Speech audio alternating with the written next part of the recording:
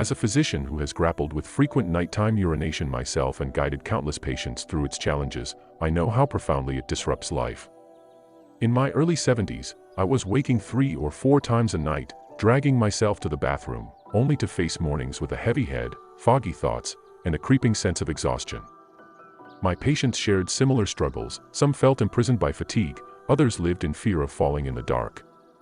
One 79-year-old patient slipped into depression after years of 5 nightly trips, his days dulled by lack of rest. Another, a 74-year-old woman, twisted her ankle rushing to the bathroom at 2 a.m., turning a routine annoyance into weeks of pain and limited mobility. These interruptions aren't mere inconveniences, they erode your energy, cloud your mind, and steal your joy. But through personal experience and decades of practice, I've discovered that small, intentional changes can transform your nights, often starting the very first evening. The cost of broken sleep is far-reaching. I once nearly miswrote a dosage for a patient after a night of relentless awakenings, a sobering moment that underscored the danger. Poor sleep doesn't just leave you tired, it dulls your memory, weakens your focus, and can quietly fuel depression or anxiety. A 75-year-old patient stopped joining his weekly card game, too drained from 6 trips to enjoy it. Another, 81, stumbled over a loose carpet on a midnight bathroom run, narrowly escaping a worse injury. These patterns aren't inevitable. I've seen simple habits, not medications, restore restful nights and vibrant days for myself and my patients. The first step is rethinking evening fluids. As we age, our kidneys lose their ability to conserve water overnight, so that glass of water, bowl of soup, or slice of watermelon after 6 p.m. can trigger multiple trips. I shifted my coffee, tea, broth, and even fruit to before noon, making sure to drink plenty during the day. The first night I tried this, my awakenings dropped from 4 to 1. If you're thirsty in the evening, take a tiny sip, just enough to wet your mouth or swallow pills. For those with kidney or heart conditions, consult your doctor to balance hydration safely and avoid dehydration risks. Leg swelling is another major driver of nighttime urination. Fluid pools in your legs during the day, especially if you sit for long periods or it's hot outside. When you lie down, that fluid flows back into your bloodstream, overwhelming your kidneys and producing urine. I started elevating my legs above my heart for 15 to 20 minutes after dinner, propping them on pillows or leaning back on a recliner, and paired it with light compression socks during the day. A 70-year-old patient cut her awakenings from 5 to 2 in just 3 days by doing this consistently. If you have heart issues, diabetes, or varicose veins, introduce elevation gradually and check with your doctor to ensure it's safe. Stop if you feel chest pressure or numbness, and protect fragile skin if you're diabetic. Emptying your bladder completely before bed is critical. With age, bladder capacity shrinks, so even 100 to 150 milliliters of urine can wake you. I make a point to urinate before sleep, even if I don't feel an urge, and I sit down to ensure fuller emptying. It's particularly effective for men. Pausing to double void, waiting for the last drops, made a noticeable difference for me within a few days. If you take diuretics, ask your doctor about switching to morning doses to shift urine production to daytime. A 68-year-old patient went from 3 nightly trips to none most nights after adopting this routine, reporting brighter mornings within a week. Screens are a surprising saboteur of sleep. The blue light from phones, tablets, or TV suppresses melatonin and disrupts the antidiuretic hormone that slows nighttime urine production. I stopped using my phone an hour before bed, left it outside the bedroom, and switched to reading a physical book or doing light stretches. August 9, 2025, 16:40, my sleep deepened, and my awakenings dropped from 2 to 1 within days. Keep your bedroom dark, quiet, and cool. Use a standalone alarm clock, not your phone. If you must use a device, dim the screen and enable blue light filters. One patient, 72, halved her trips by moving her evening news watching to before 7 p.m. and reading a magazine instead. When you wake with an urge, don't jump out of bed. Your brain can develop a habit of waking at the same time nightly, even if your bladder isn't full. I stay put, breathe slowly for 3 to 5 minutes, and often fall back asleep without needing to go. This retrained my brain, cutting my trips from 4 to 1, even during stressful weeks. If the urge feels intense or painful, don't ignore it. See a doctor to check for conditions like benign prostatic hyperplasia, BPH, urinary tract infections, overactive bladder, or sleep apnea, which can mimic bladder signals. One patient, 76, discovered mild sleep apnea was contributing to his 4 nightly awakenings. Treating it alongside these habits eliminated them entirely. Start with one habit tonight, perhaps skipping fluids after 6 p.m., and commit to it. I keep a small notebook to log my awakenings, how I feel in the morning, and any daytime fatigue. This helps spot patterns and stay motivated. A 73-year-old patient tracked her progress and saw her trips drop from 5 to 2 in a week by combining fluid timing with leg elevation.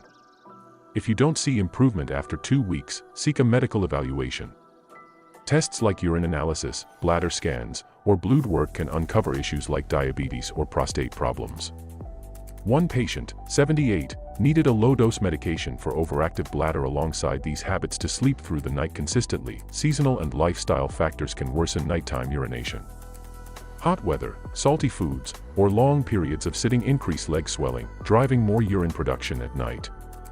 A 69-year-old patient noticed her awakenings doubled in summer until she cut evening salty snacks and wore lighter compression socks. Alcohol, even a single glass of wine, acts as a diuretic and fragments sleep, so I recommend limiting it to midday or skipping it entirely. If travel or social events disrupt your routine, plan fluid intake and leg elevation earlier in the day to stay on track. Combining habits amplifies results. After a week of limiting fluids, I added pre-sleep voiding and screen-free evenings. My awakenings dropped to 0 most nights within a month. A 71-year-old patient paired leg elevation with a no-phone bedroom policy, going from 4 trips to 1 in 2 weeks. Consistency matters more than perfection. Small, steady changes reshape your body's rhythms without overwhelming you. If you slip up, like drinking soup at a late dinner, just return to the routine the next day without self-criticism. Involving a partner or caregiver can make a big difference. I shared my plan with my spouse, who reminded me to skip late drinks and helped set up pillows for leg elevation. For a 77-year-old patient with mobility issues, her daughter ensured a clear path to the bathroom and encouraged pausing before getting up, reducing her fall risk. If you live alone, install a nightlight or grab bar near your bed for safety, and keep your phone nearby for emergencies, but store it face down to avoid screen light. If awakenings persist despite these habits, don't delay seeing a doctor. Conditions like BPH, overactive bladder, or undiagnosed diabetes can drive frequent urination. A 75-year-old woman I treated halved her trips with fluid shifts but needed a low-dose medication to eliminate them entirely. Blood tests, bladder scans, or sleep studies can uncover hidden issues like sleep apnea, which fragments sleep and mimics bladder urges. Always discuss medication changes, especially diuretics or sedatives, with your doctor to avoid side effects. These habits transformed my life. I wake refreshed, my mornings sharp and my days energized. My patients have seen similar shifts. A 76-year-old resumed her knitting circle, her hands steady again. An 80-year-old started walking his dog farther, free from daytime drowsiness. A 74-year-old man, who hadn't slept through the night in years, told me he felt reborn after 3 weeks of these changes. Start with one step tonight, maybe no fluids after 6 p.m., and build from there. It's not about perfection but persistence. Each night of deeper sleep restores your mind, steadies your steps, and reclaims the vibrant life you deserve. To make these changes stick, patience and self-compassion are key. I've seen patients get discouraged when a single late coffee undoes a night's progress, but setbacks are normal. My patients have seen similar shifts. A 76-year-old resumed her knitting circle, her hands steady again. An 80-year-old started walking his dog farther, free from daytime drowsiness. A 74-year-old man, who hadn't slept through the night in years, told me he felt reborn after 3 weeks of these changes. Start with one step tonight, maybe no fluids after 6 p.m., and build from there. It's not about perfection but persistence. Each night of deeper sleep restores your mind, steadies your steps, and reclaims the vibrant life you deserve. To make these changes stick, patience and self-compassion are key. I've seen patients get discouraged when a single late coffee undoes a night's progress, but setbacks are normal. One 72-year-old patient struggled with evening thirst but found sipping a tiny amount through a straw kept her on track. Another, 78, forgot to elevate his legs during a busy week but restarted without guilt, seeing results again within days. Celebrate small wins, like waking once instead of 3, and let them fuel your momentum. Your environment matters, too. A cluttered bedroom or a hard-to-reach bathroom can heighten anxiety around nighttime trips. I rearranged my own bedroom to ensure a clear, well-lit path, which eased my mind even on nights I didn't need to get up. A 73-year-old patient installed motion sensor lights and removed a loose rug, cutting her fear of falling and helping her sleep more soundly. Small tweaks like these support the bigger habits, creating a cycle of rest and confidence. Diet plays a subtle role. Beyond fluids, certain foods, like spicy dishes or caffeine-heavy chocolate, can irritate the bladder or act as mild diuretics. I cut out my evening dark chocolate habit and noticed one fewer trip within a week. A 70-year-old patient swapped her late-night tea for herbal, caffeine-free options and saw her awakenings drop from 3 to 1. Keep a food diary alongside your sleep log to spot triggers, especially if you suspect certain snacks or drinks are worsening the issue. Physical activity also helps. Sedentary days increase leg swelling and weaken bladder control, while gentle movement, like a 20-minute walk, improves circulation and supports kidney function. I started a short evening stroll, and it not only aided my sleep but lifted my mood. A 71-year-old patient began chair exercises daily, reducing her awakenings from 4 to 2 over a month. If mobility is limited, even ankle rotations or leg stretches during the day can make a difference. Check with your doctor before starting new exercises, especially with joint or heart concerns. Stress and anxiety can amplify nighttime urination. 2. Worrying about waking up or fearing a fall can create a cycle where your brain anticipates disruption.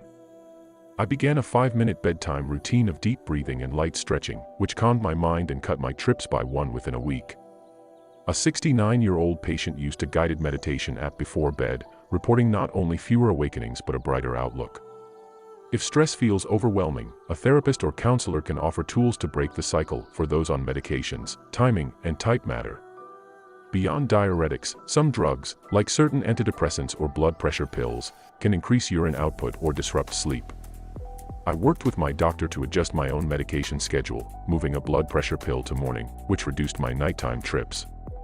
A 74-year-old patient discovered her evening antihistamine was worsening her urges. Switching to a daytime dose helped. Always consult your doctor before tweaking medications, as abrupt changes can cause side effects. Social support extends beyond caregivers. Sharing your goals with friends or family can build accountability. A 76-year-old patient joined a walking group, which motivated her to stay active and stick to her fluid schedule.